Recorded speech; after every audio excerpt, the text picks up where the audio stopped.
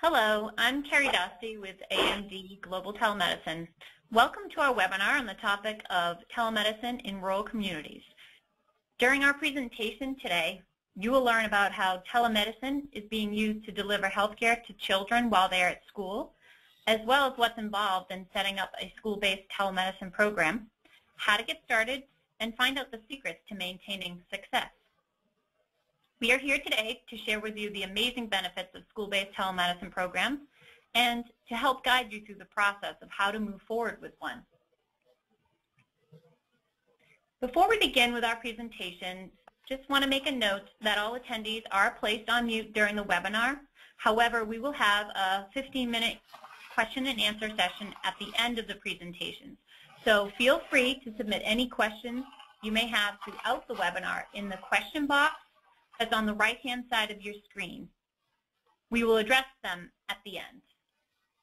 And the webinar is also being recorded, so a link to the archived webinar will be sent to you tomorrow in a follow-up email. Today, our featured presenters are Jenny Kattlove, the Director of Strategic Health Initiatives at the Children's Partnership, and Amanda Martin, the Executive Director for the Center for Rural Health Innovation. Jenny will cover how telemedicine is being used in schools and how it meets the healthcare needs of children. And Amanda is going to talk about her real-life experience of setting up the My Healthy Schools telemedicine program. And now I introduce and hand this over to Jenny. Hi. My name is Jenny Kattlove, as Carrie pointed out, and I am with the Children's Partnership, which is a nonprofit children's advocacy organization. And we do research, coalition building, education, and policy advocacy to improve the lives of underserved children. And one of the areas we work in is identifying innovative solutions such as telemedicine to bring health care to children who would otherwise go without such care. A few years ago, we did some research on how telemedicine can be used in schools to bring health care to children. And while our research is a couple of years old, the lessons learned, the impact are still very relevant today. And so over the next few minutes, I'm going to go over what we learned about school-based telemedicine. And when Amanda talks, you'll hear how that's being applied on the ground.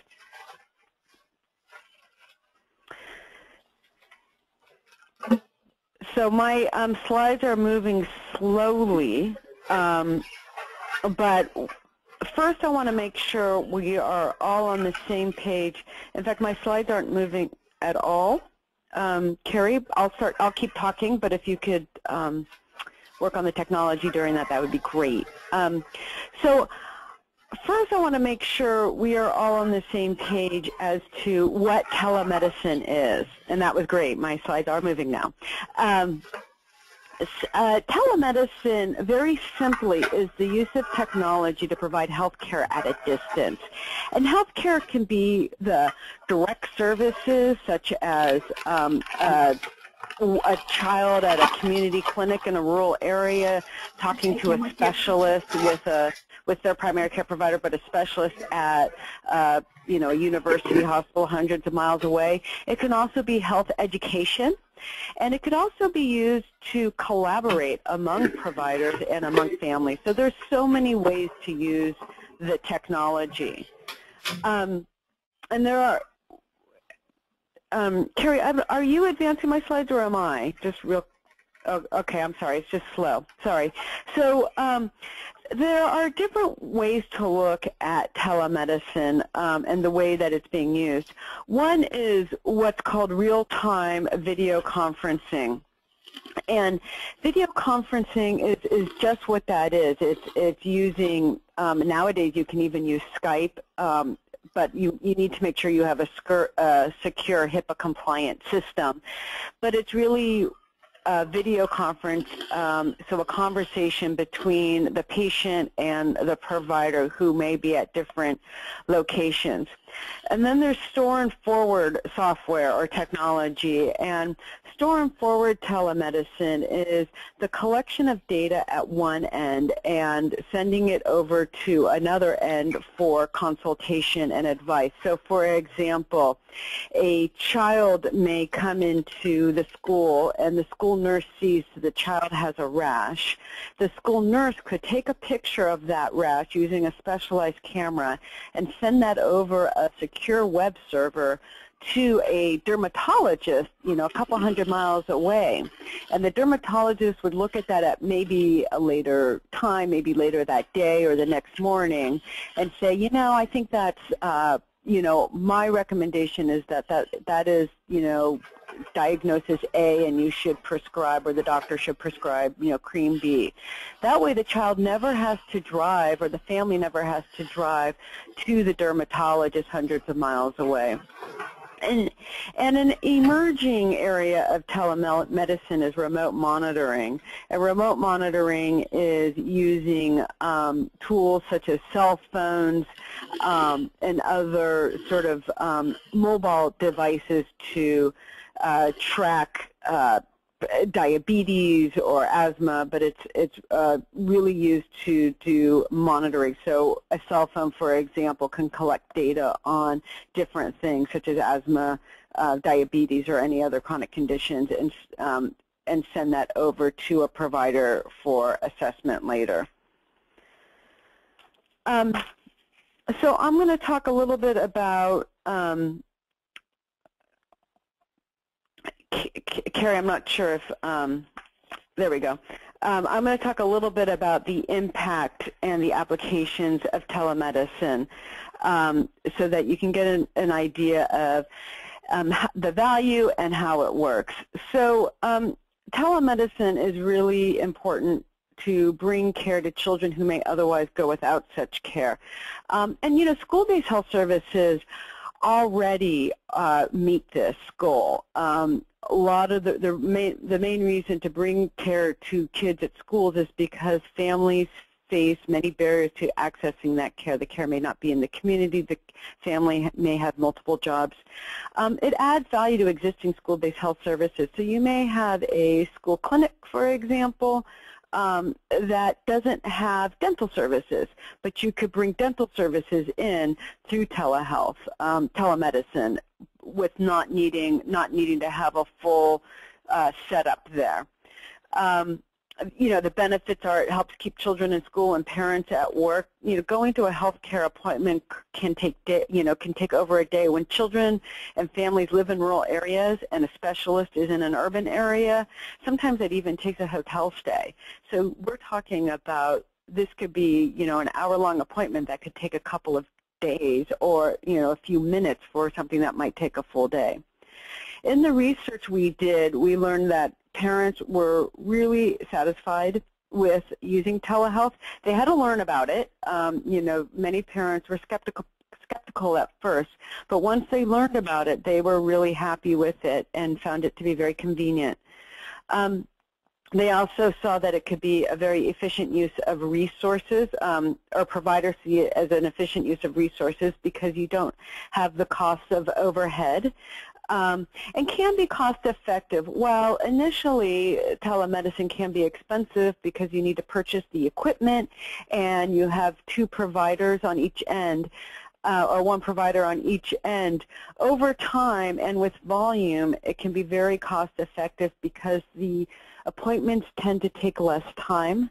The appointments take less time, there's little overhead, and you don't have the receptionist and the whole office that can be expensive.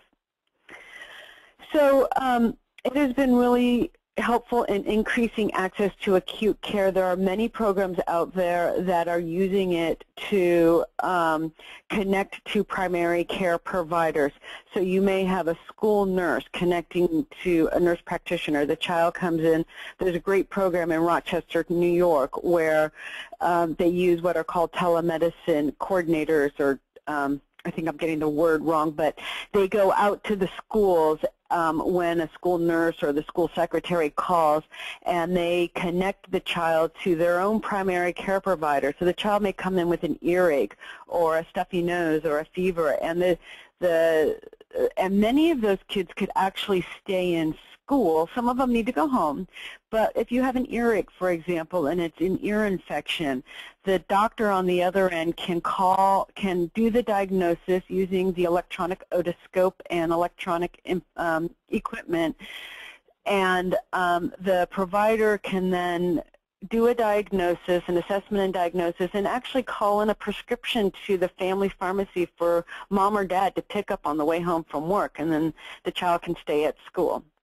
Chronic disease management, there's a program in Syracuse, New York that was connecting school nurses and patients who have type 1 diabetes to a diabetes specialty center in Syracuse a few hours away, and they were meeting on a monthly basis, and the result of that was that there were less emergency calls or urgent calls to the specialist center because everybody was learning how to manage the diabetes on a regular basis without having to travel.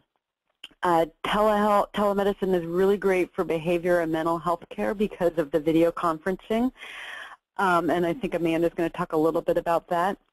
Dental care. There's a program here in California that is using Storm 4 telemedicine to provide dental care to underserved children in schools and Head Start sites. They send out a dental hygienist who does an assessment and collects data using an electronic intraoral camera, a portable x-ray machine, and dental records, sends that information over to a dentist who may be at a nearby clinic. The dentist does an assessment and provides a treatment plan for either the dental hygienist to carry out, or if the child needs more extensive work, then they're referred to the dentist. But what's great about this program is that depending on the site, up to 65 to 70% of kids are able to get their dental care in the community as opposed to leaving. And these are children who have not had, many of these kids had never had dental care to start with, and many of them would not be able to access care otherwise. So it's, dental disease is the #1 chronic health disease among children, and this is making a huge difference. Health education for children and families. Many students, high school students, for example, have health education requirements, and telehealth, video conferencing, or other modalities can be used to provide that health education. There was a program in Arkansas that was using video conferencing from Little Rock to a rural area in Arkansas to do health education to asthma education to families of children with asthma, and many of these parents are really satisfied and learned a lot more about the importance of medication actually for their children with asthma. And again, education, training, and support for school staff using the telemedicine video conferencing to connect the school nurses from distant schools, for example. In rural areas, some of these schools are quite a distance, and in rural areas where it snows, even if they're close. In the winter, it's hard to get places. So I'm going to talk a little bit about financing and sustaining school-based telemedicine.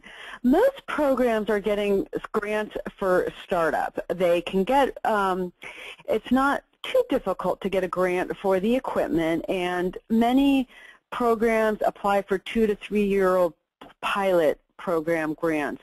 But the trick is how do you keep that going? Because many programs actually have had to fold because they have not been able to get the money. They haven't been able to figure out billing for Medicaid and CHIP or other insurance companies. But here are a couple of tips, and none of them are the silver bullet. Leveraging current technology.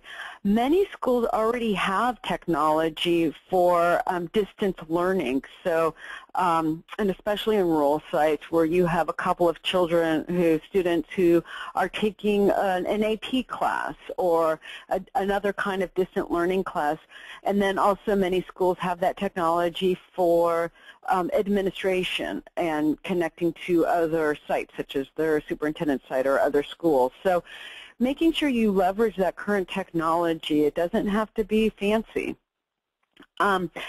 Education funds. There was a program in Prince George's County, Maryland, that both the local and state education departments saw the benefits and the cost effectiveness of bringing mental health care to kids in schools and actually funded the program. Medicaid and CHIP.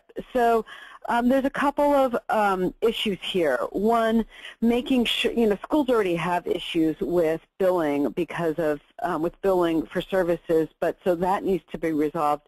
The telemedicine reimbursement policies vary state by state, but and so there may be advocacy that needs to happen to make sure your state reimburses providers for providing care to children using telehealth technology. So advocating for policy change is really important, and then setting up those systems. Creating volume, as I mentioned before, can be cost effective once you've got the volume. Outreach and enrollment, making sure all those children are actually enrolled in Medicaid and CHIP and now state or federal health insurance exchanges. And we can talk more about that later. And then Medicaid administrative assistance. I think folks in the school community know this as a program that where schools and education communities can draw down Medicaid administrative match dollars, often at around 50%, for services that aren't the direct provision of health care, but for the supporting access to health care. So some of that's outreach and enrollment, but it can also be used for setting up and administering a telehealth program. The state of New Mexico did this for their school-based telemedicine program. So lessons from across the country. Engaging parents is really, really critical. Many parents, one myth that may be out there is that providing care via telehealth may be seen as second-tier health care. And with low-income and underserved populations, a lot of them are used to feeling like they're getting second-tier health care. But there are studies out there that show that telehealth is as good as and can be better than, in some instances, a face-to-face visit.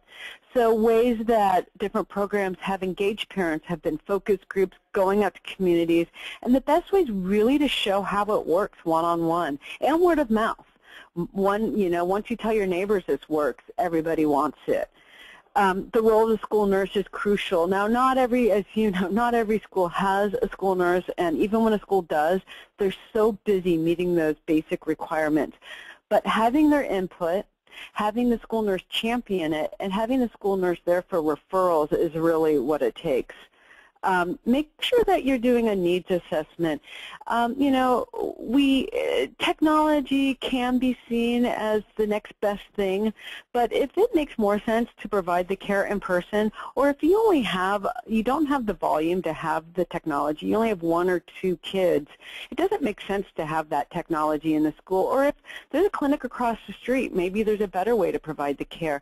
Telemedicine is an incredible way to bring care to kids, but make sure it's an appropriate solution. Getting community buy-in is very similar to the parents.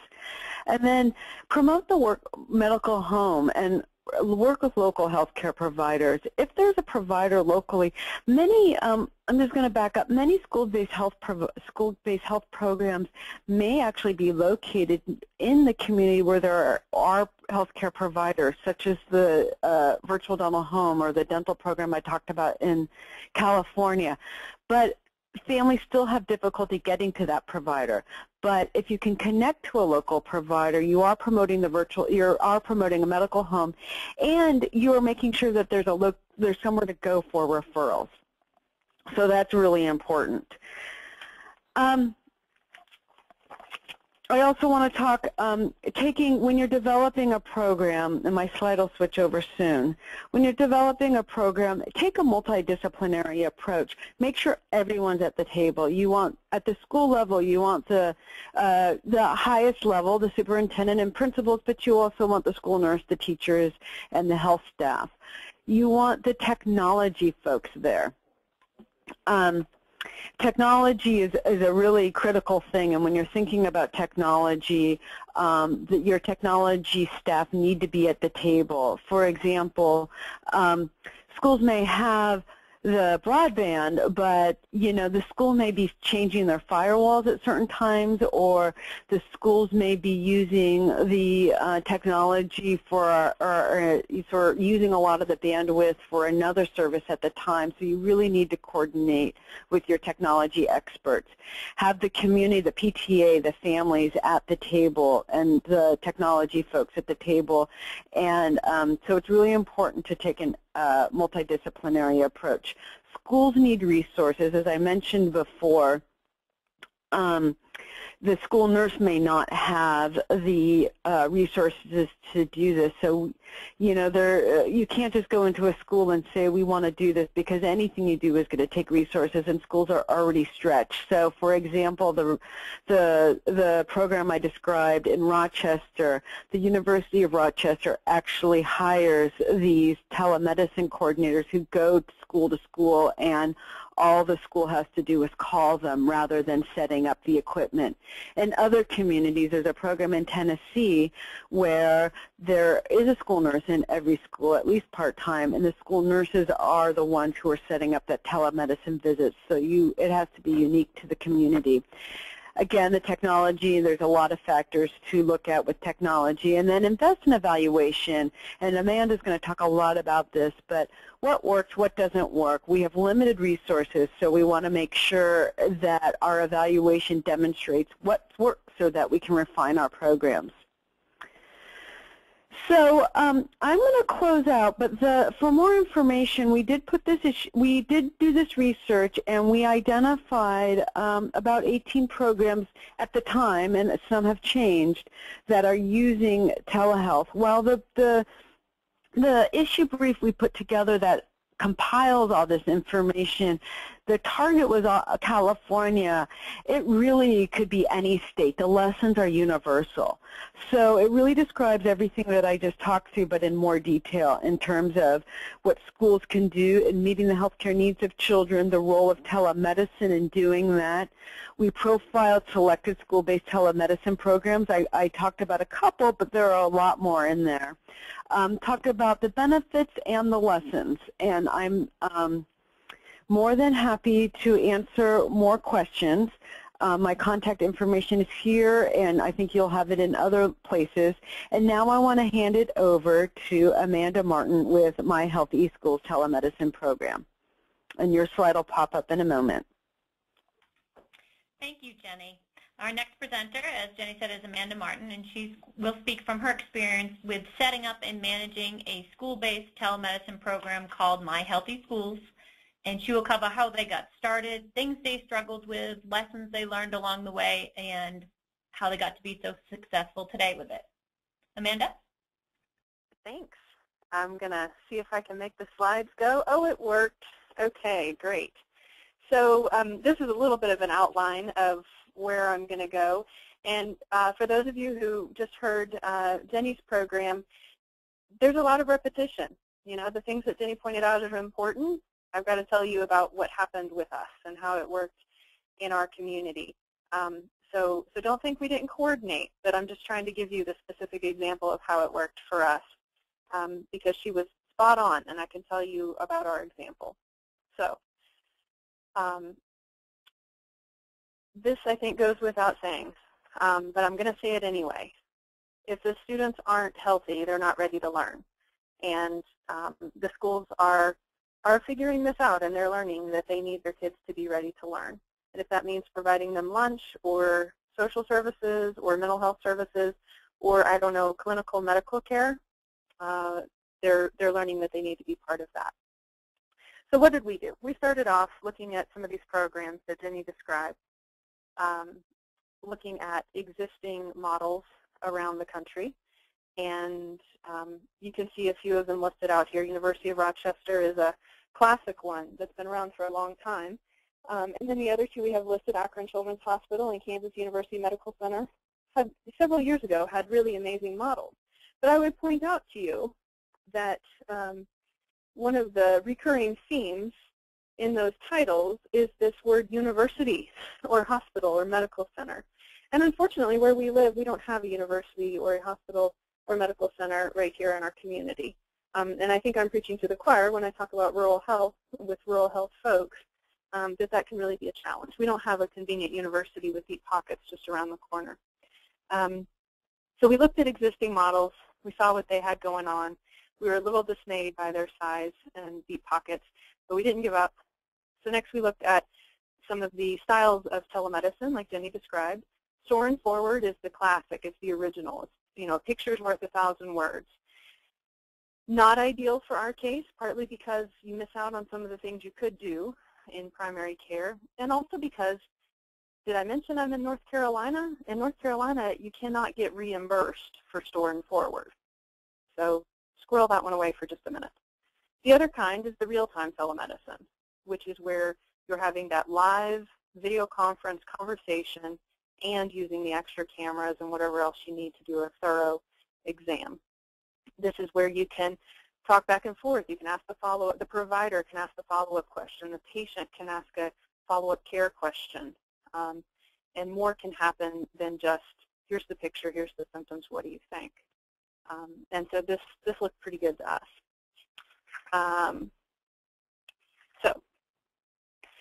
Oh, and it's reimbursable in North Carolina. So here's your pretty picture of North Carolina. And where I'm located is up here in Mitchell and Yancey counties, which is in the mountains. We're right on the Tennessee border in the Appalachian Mountains. The total population of Yancey County is 17,000 people. We have one town. Mitchell County is slightly smaller. So this is what you think of when you say Appalachia. About half of our land mass is national forest. And the altitudes vary by several thousand feet from Mount Mitchell down into the valleys. So we have issues here. And again, I know I'm talking to a rural group, but this is our particular kind of rural because it's also mountains. So just to give you an idea of who we are, we're not talking about serving a huge number of people. There are about 2,000 kids in each school district. So kindergarten through 12th grade, about 2,000 kids in Mitchell, 2,000 in Yancey. So not vast numbers of children. So what we decided would work from all the research that we did is what is called a hub and spoke model. So the picture of the bicycle is just to illustrate to you what we mean by hub and spoke. So at the hub is the provider. In our case, it's a family nurse practitioner, and she sits at the hub, and the spokes are the schools. Let me show you that again. So at the spoke site is where the telemedicine equipment sits, and that is a cart, very much like the one that's pictured there at most of our sites, with the main camera for video conferencing, a nice big monitor. We usually have 2 monitors on ours, like you see at the bottom, the stethoscope, the otoscope, the exam camera, and it's located at the school. So by spoke site, we mean school. And for the most part, we have located ours in the school nurse's office. Occasionally, it's in a conference room or the counselor's room, as long as it can be private and secure, so that the cart's not going to say wander off and go home with someone. It's just fine. And that, of course, is going to vary by each site. Go ahead and click the next slide, please. And then you ask, well, what's happening on the other end? Doesn't the provider need telemedicine equipment? And the answer to that is no. The provider does not need telemedicine equipment. The provider needs a computer. So this picture is actually a pretty good illustration of the guy in the blue shirt being the provider. And then the lady with the beautiful brown hair is the school nurse, and she has a teenager standing behind her. And so what you see on the provider end is the computer with the webcam, and that's really all that they need. So going back to the school side, here's a little bit more details on the equipment that we chose to include. We don't have exactly these items, but we certainly have the general exam camera, which is a handheld, very high-definition camera that lets us look at things like, imagine the poison ivy on the back of your leg. And how would you show that in the camera on top of your monitor? A little bit awkward, right? Or maybe the back of the neck up under the hair. These are difficult areas to look at that image can be shared with the provider with a handheld camera. The otoscope, I think, goes without saying, ears and throats and noses, and very important is that stethoscope for hearing heart and lung sounds. So what did we do? Where does that get us? We've got a plan, we've got a model, and then we got started. And this is where I feel like I'm going to repeat what Jenny said a little bit, but it's important. So in our community, we started building new relationships, getting to know the schools, finding out how other people had done it. We took the classes that UC Davis was offering at the time to learn all about setting up the networks. We got to know the American Telemedicine Association and the resources there, especially with the pediatric special interest group, where so much progress had already been made. And then we moved on. Remember how I said that we don't have a, go ahead to the next slide if you would for me, Carrie. Remember how we said that we didn't have a university or a hospital to be our home for this program. And so a group of us who wanted to make this happen, we formed a 501c3 here in our community, which was great because we brought in lots of different people who wanted to do this project to make our community healthier and stronger and better, and formed a 501c3 for that. And that's nice because then we're not the school system, we're not a hospital, we're small and agile, and can be eligible for a lot of different funding sources that just a school or just a hospital might not be able to do. And we started doing things like branding in our own community with this pretty graphic, which I'm very proud of. And we finally were able to hire a full-time person, which was me.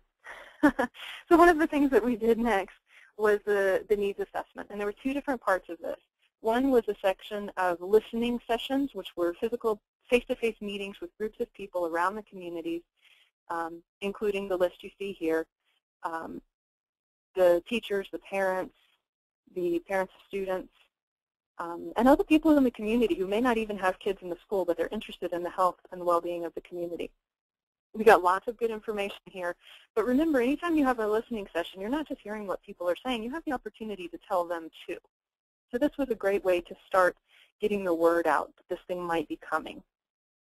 We also sent a paper survey home with every child in the schools in both counties. So we sent home 4,000 surveys with the tried and true backpack method, which is why you see little kids there, because they carried these home for us in their backpacks. And we got about 30% back, which is pretty high for a paper survey. And so we were really, really pleased with that. And I'm just going to share quickly a few of the results. If you ever want to come back and look at the slides, you can see them in more detail. So I asked what kind of services can you imagine using at the schools? You can see clearly far and away. And of course, they could choose more than one. This is why this nowhere near adds up to 100%.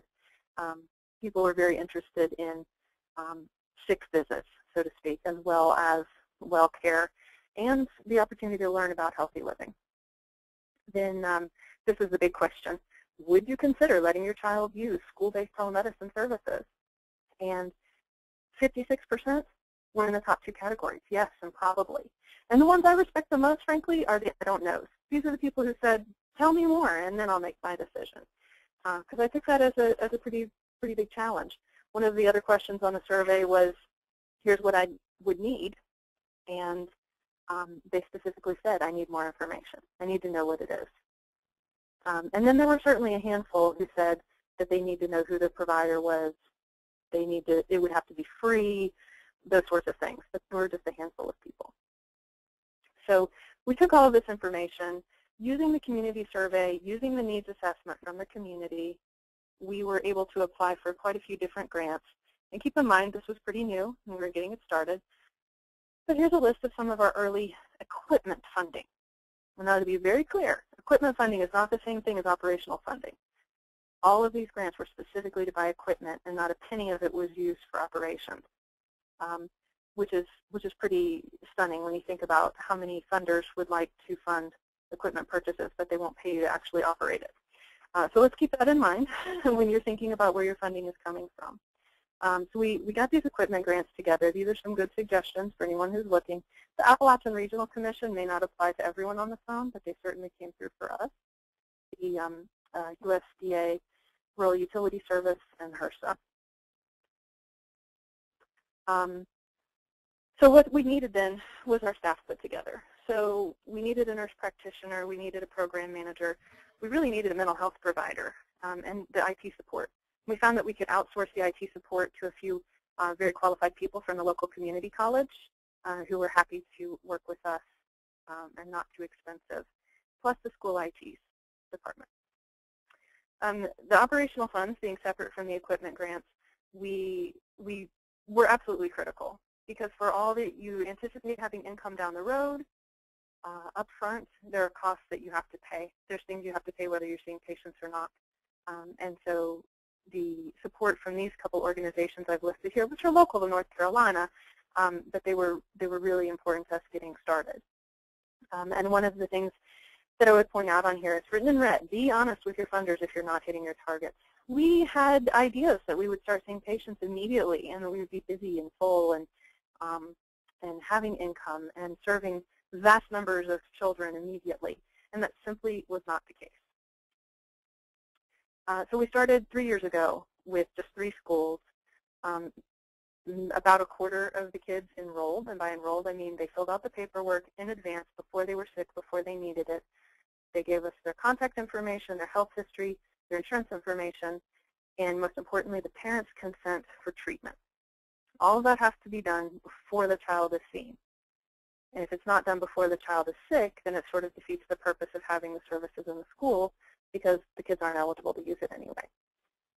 So we were not thrilled with that level of enrollment, but we also realized that we're new. So we started with the pilot network, and we're pleased with how it went. It was good that we were only in 3 schools, because I spent a lot of time going back and forth between them, supporting it and explaining it and coaching the school nurses who would be the presenters.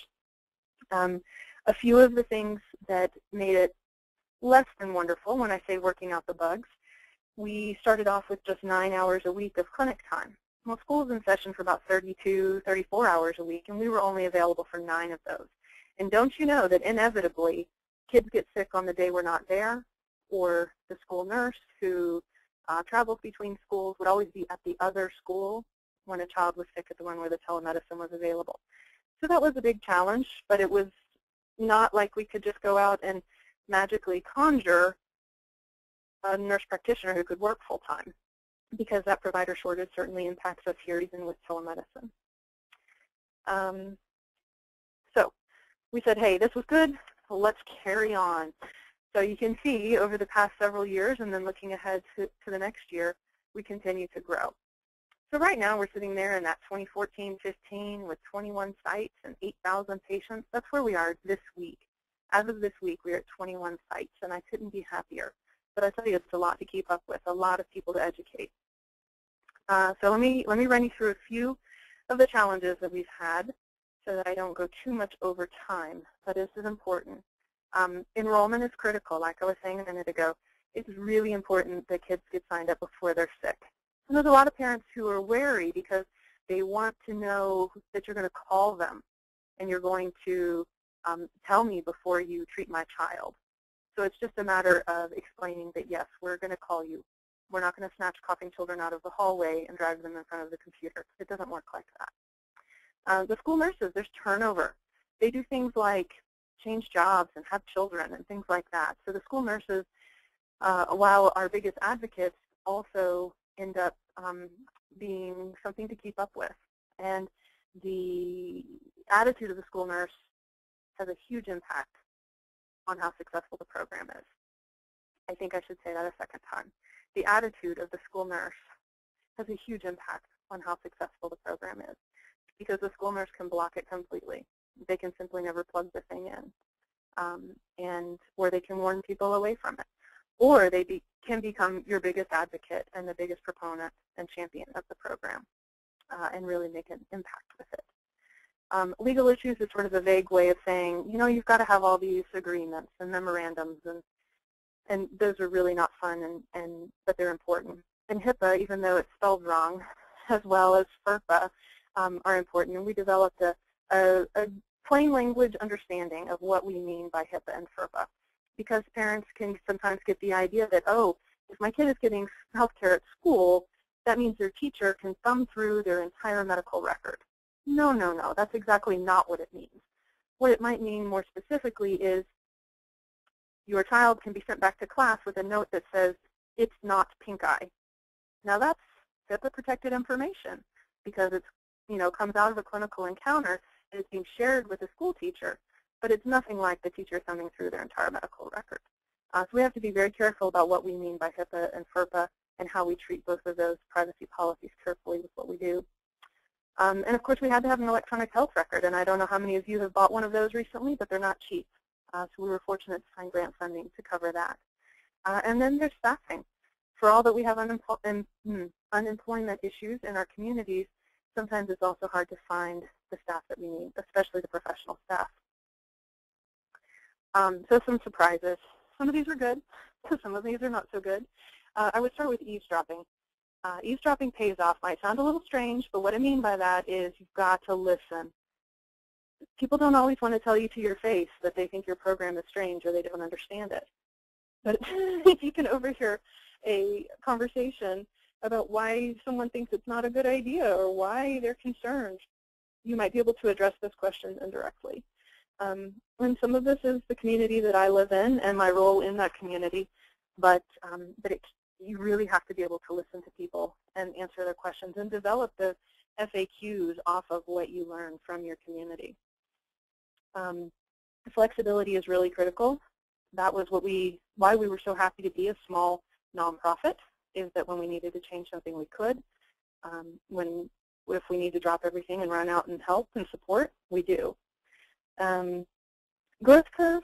I would like to say that I have a really solid growth curve that you could look at and say, oh, this is the adoption rate. But the fact is we don't. We didn't have a good one to compare to, and I wouldn't say that we've developed a strong one now. But certainly we have seen it pick up over the 3 years that we've had it in place. A couple of other surprises.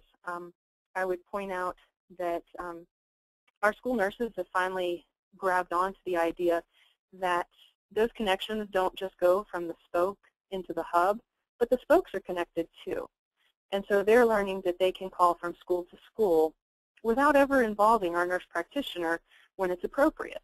Sometimes the school nurse isn't on, she's not at all of her schools at the same time, obviously, but the secretary at one of the schools could call the nurse at the school she's at and say, do you think I should send them home? Show them the rash. And then what we're really thrilled is that one of our communities that has to do a all nurses training is going to use our equipment so that they don't have to travel.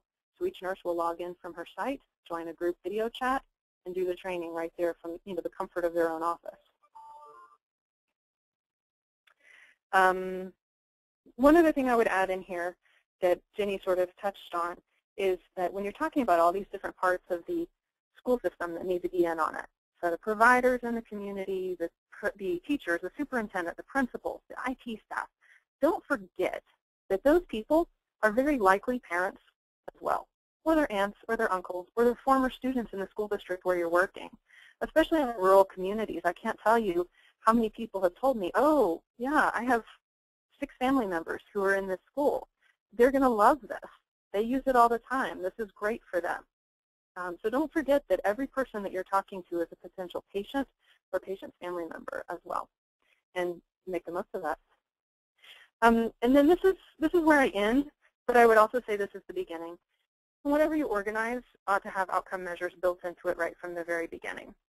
Attendance data is an amazing thing that the schools really like, and depending on how it works in your school district, they may collect really good data that you can start off with before you ever do anything in the schools. And then you'll have something to compare to. There are surveys you can send home to the parents, to the kids after the program, after their services are provided. On a big scale, we'd like to see cost savings to Medicaid. I don't think we're there yet, but it's coming. And certainly we expect that kids will be healthier. And we'd like for this to be financially viable. We do bill insurance. We bill Blue Cross Blue Shield. We bill Medicaid. Blue Cross Blue Shield in North Carolina is the state employees health plan. And we bill a couple of the other bigger insurance companies. And that will help us be sustainable over time without constantly seeking grant funding. So there are lots of other resources out there besides just this webinar. I encourage you to go back and look at all of these. They have lots of free things, and they have some paid things, so don't hesitate. The Mid-Atlantic Telehealth Resource Center is the one I would call out at the top right. They, well, our organization is part of it, and through the Mid-Atlantic TRC, you can receive consulting services from my organization at no cost if you're in the Mid-Atlantic Telehealth Resource Network in those states. So go to the website, look and see, and if you're not in the Mid-Atlantic, check with your own TRC. The whole country is covered by them now, and there are resources available through them. And that's me, and I'll look forward to answering your questions.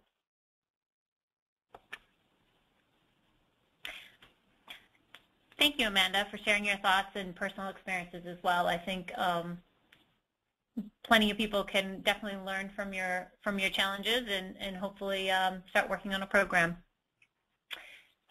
In closing, before moving on to our question and answer session, I'd like to remind you of the importance of choosing the right telemedicine equipment and technology for your specific application. Telemedicine is more than just video conferencing and store and forward technology, as Amanda had mentioned in her presentation. When clinical examinations are involved, as in the program you heard about today, it is important to think about the specialties you plan to service, the environment the equipment will be in, and the level of training that might be needed to use that technology. This will help you define the specific products and technology that you need and eliminate the purchase of equipment that won't get used or technology that does not integrate within your existing infrastructure. AMD Global Telemedicine specializes in helping our customers define the telemedicine products that fit their needs, such as clinical telemedicine systems, medical devices, counter management software. And here's my contact information as well, in case you have any additional questions or on the technology or the products. As we had mentioned, if you have questions, please feel free to type them into the question box on the right-hand side of your screen on the panel. Up here, you'll see Jenny and Amanda's email addresses as well. In case you have additional questions that you want to email them separately, you're welcome to do that. And Misty, are there any questions? Yes. Our first question is, are there policies and procedures available specific to school-based telemedicine? Where can we find them?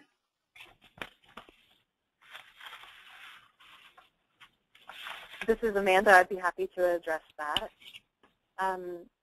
The policy and procedures manual that my organization uses, we've developed to suit our program here locally. We certainly share that when we're consulting with other organizations around the country. And then you can find, I think, some examples on some of the resources that I showed on one of my last slides through the School-Based Health Alliance as well as the American Telemedicine Association. So exactly to suit your program, no, but something to start with, yes, through both of those organizations. Thank you. How does physician credentialing factor into implementation? That's a great question. This is Amanda again. I'd be happy to address that, at least in my experience, and Jenny may have other experience to add in too. We are certainly using credentialed physicians in our community, and the payers that we are asking for to be in network with, we have to credential our providers through those payers. And it's important that the provider be located within the same state as the patient. So even though I currently sit about 8 miles from Tennessee, I couldn't use a provider that's sitting in Tennessee or that's only licensed in Tennessee. They have to be licensed in North Carolina to see patients in North Carolina. So I hope that answers the question. But I would imagine it's going to be a little bit different with each model. If you were trying to use lots of different physicians to see patients instead of just a couple of providers, I could see that being very complicated. Jenny, do you have any strategies that you've used around that? Can folks hear me? Yes. Okay, sorry, I had a little bit of a technical difficulty. So I don't, I think it's going to be up to each state, because it's there are some efforts at the national level to look at this issue, given that folks are looking at cross-state provision of care, but it really is up to your dental or your medical board and the credentialing body of the state. To my knowledge, I don't think any state has any specific, so there was the other issue there is there any specific credentialing to do telemedicine, and there is not. So you really just need to follow your own state's credentialing process, and as Amanda said, you need to be credentialed in the state in which you are providing care. And I know that in California, and this is probably the case in North Carolina, there are a lot of providers who will be credentialed in Oregon and Nevada and in the neighboring states. Thank you. Have you found any issues with the school nurses having to juggle between their school nurse duties, telemed duties, and are there any incentives for the schools and school nurses? I can start with this one, Amanda, and then go ahead. Specific example. Yeah, I mean, I touched on this lightly in our presentation, which is in our research we found, and just my experience generally with the school community, is that school nurses are really, really stretched. In California, less than 50% of the schools actually even have a school nurse.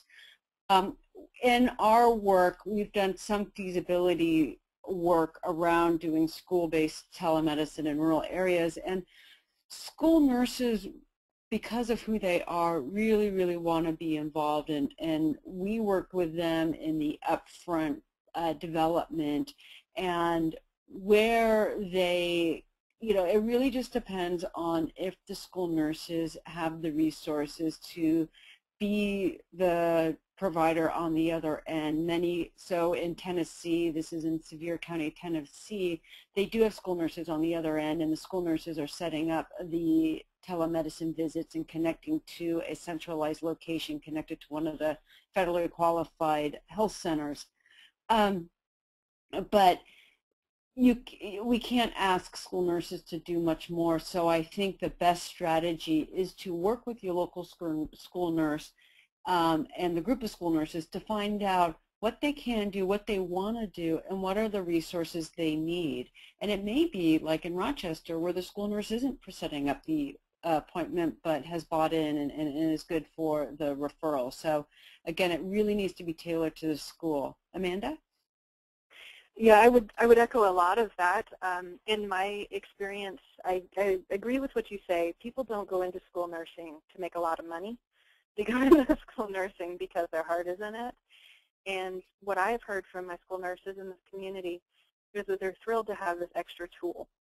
So they don't see telemedicine as a burden. They see it as a way to go another step for their kids, that they can really make that next step difference for their children and their schools that they look after. I have talked to the superintendents in 2 of my school districts about, could we do something to compensate the school nurses directly? Can we buy them grocery store gift cards or a Starbucks gift card? Well, we don't have Starbucks in the one county, but can we do something like that to thank them for presenting students? And the superintendents in both school districts said, they're just doing their job. So, your gratitude is good enough. We don't need to pay them extra for doing their job with the tools that you've provided. So I thought that was telling. And I might get a different answer if I asked again, or if you were in another community asking the same question. So, so there's those 2 points. And then, yeah, I guess I would stop there. Thank you. Do you have multiple NPI Medicaid numbers for all of your spokes, or just one for the hub?